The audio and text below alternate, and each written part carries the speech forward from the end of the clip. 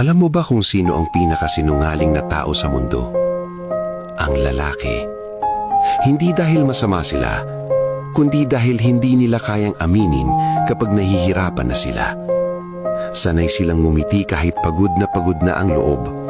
Sanay silang magpanggap na okay kahit unti-unti na silang nadudurog.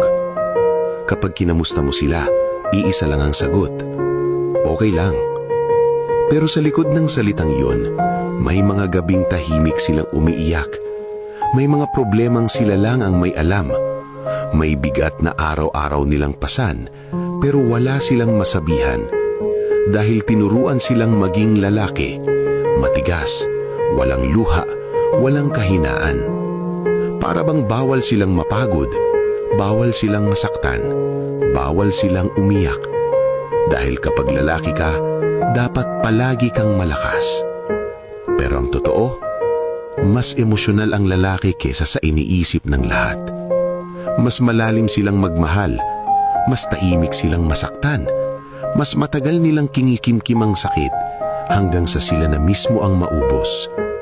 Hindi nila ipinapakita hindi dahil wala silang nararamdaman, kundi dahil natatakot silang husgahan.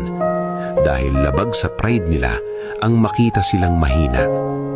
Kaya sa susunod na marinig mong sinabi ng isang lalaki na, okay lang ako, sana maintindihan mo, minsan iyon ang pinakamasakit na kasinungalingan na kaya niyang sabihin.